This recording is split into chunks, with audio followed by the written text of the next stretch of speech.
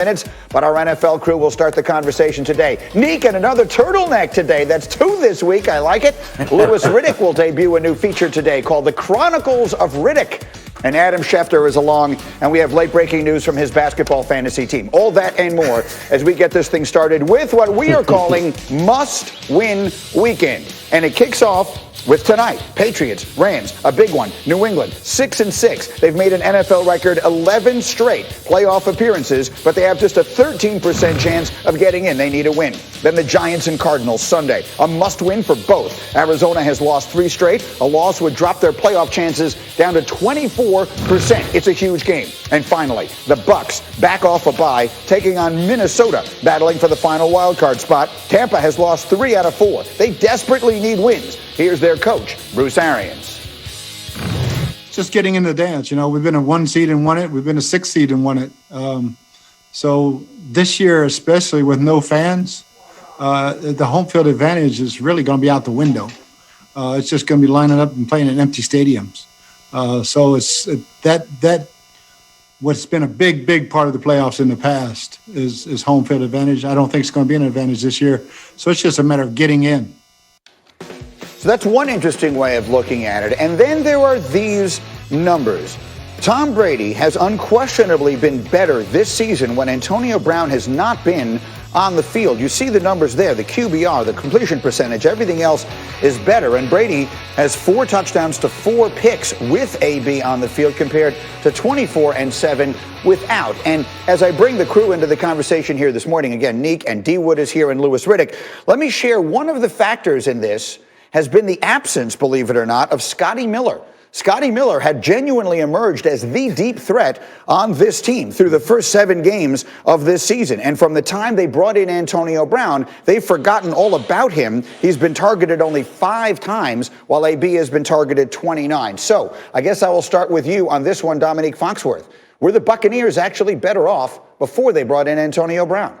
It seems like they absolutely were. The numbers suggested, and I was concerned, and I advised against bringing Antonio Brown because you can't trust him off the field necessarily, and he might cause some other issues for your team. But the fact of the matter is you're not getting the benefit of the high risk of adding someone like AB to your team. So I'm not sure why you have him there. And I remember when they were going after this, we all knew when they were going after AB, we all knew that meant less reps for Scotty Miller. We all laughed because it's like, hey, Scotty Miller looks a lot like those receivers that Tom Brady is comfortable with. However, he doesn't play like them. Scotty Miller, as you mentioned, is the deep threat guy that breaks this offense open, and I'm sure AB is capable of doing those things, but for some reasons it's not coming together. Maybe it's the teams they're playing, but right now I don't think AB is worth the risk of having him on the roster. To your point, Scotty Miller, before AB got there, in 7 games, 25 catches, over 400 yards, averaging over 15 yards per catch. Louis Riddick, what do you see?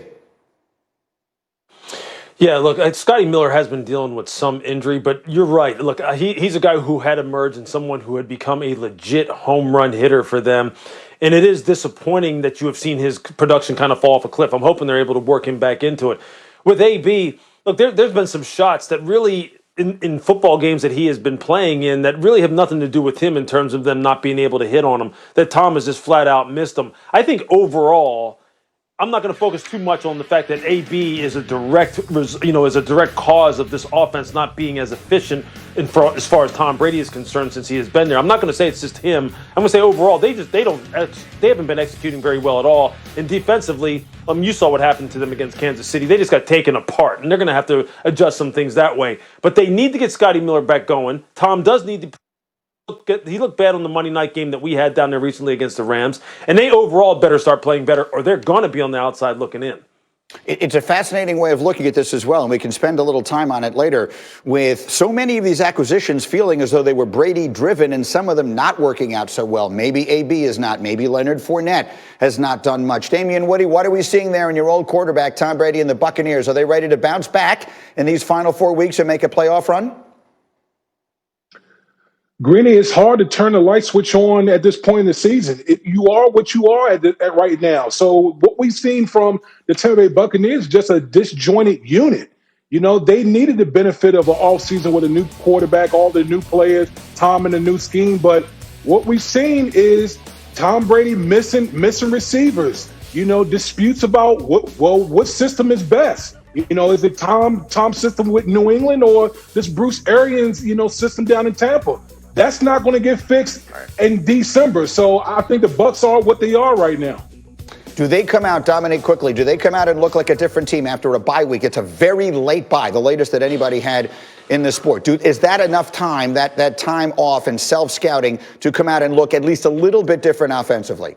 I don't think so. I think that you are who you are, as D would say, and he called them a light switch team. I think that's right, is they kind of flick it on sometimes and flick it off. So they might have a great game like they did against the Packers, which is really the only NFC contender that they've beaten. And they played other NFC playoff potential teams, and they've lost to them, most embarrassingly, to the Saints. So I don't expect much from this team going forward. I think that this partnership hasn't really been a partnership between Brady and the Bucs. The best thing that you can have in a partnership is a give and a take and someone to control your worst impulses. It doesn't seem like that's happening in Tampa Bay. It feels like Brady kind of gets to make the front office decision. He kind of gets to make the game plan decisions. He's making the decision where you throw the ball. And obviously, I don't know exactly what's happening down there, but Bruce Arians seems really uncomfortable with the way this team is going. And the only person he seems to be pointing a finger at or kind of tilting his head towards is the Hall of Famer, the greatest of all time, Tom Brady. It's an interesting perspective. It's something I want to come back to a little later in the show because I think there may be more there than meets the eye. In the meantime, to what has been the biggest story of the NFL this week, and that is the benching of Carson Wentz in Philadelphia. Eagles head coach Doug Peterson explaining why he named rookie Jalen Hurts his starter for this weekend after Hurts relieved Wentz in the Eagles' loss to the Packers on Sunday and produced 138 yards of offense. Here's Peterson. I think Carson Wentz can be an exceptional quarterback in this league, and he's proven that, right? He back in 17, 18, last year. And we got to continue to battle and fight and work with him individually, work with him within the confines of the offense, the structure, and get back to being Carson Wentz. And I can't predict, what's going to happen next week or the last 3 games, but I know this week we can begin that process of beginning to improve and getting better and seeing things a little bit differently. All right, so I've been waiting all week to get Shefty in on this conversation. Shefty, take us inside what's going on in Philadelphia. What are we hearing about the decision and the future? Well, listen, there's so much that's uncertain right now. We do know that Jalen Hurts will start at quarterback, but we don't know what Jalen Hurts' future in Philadelphia will be. We don't know what Carson Wentz's future in Philadelphia will be. We don't know what Doug Peterson's future in Philadelphia will be. And I think anytime a team struggles, and the Eagles have struggled this year as much as anybody and disappointed as much as any team in football, the pressure always comes back to the head coach and the quarterback, first and foremost. Well, we've seen the quarterback be benched, and we know that there's pressure on Doug Peterson. Now we wait to see the fallout. They want to see if Jalen Hurts can provide some type of spark. They want to see if Carson Wentz can take a mental break and rehab his mind and get back stronger and provide some value later on. There's so much that remains uncertain here in Philadelphia, but they believe that this is the right move to make at this particular moment. So the one thing we do know, Lewis, is that we will see Jalen Hurts this weekend against a New Orleans defense that has just been annihilating people over the last 5 or 6 weeks. What do you think of that? Look, this is a tough assignment, man. This is like ice skating uphill for Jalen Hurts. I'm just telling you. Look, this Saints defense is ferocious. They don't mess around. They have got absolute hunters and dogs at all 3 levels of this defense. They're deep and they're fast on the defensive line. They're deep and they're fast at linebacker. They got the best set of man coverage players in the secondary of any team in the NFL. And Jalen Hurts is saying, I get to take over and ignite the offense against these guys. Okay. Well, I'll tell you this. Look, and I wish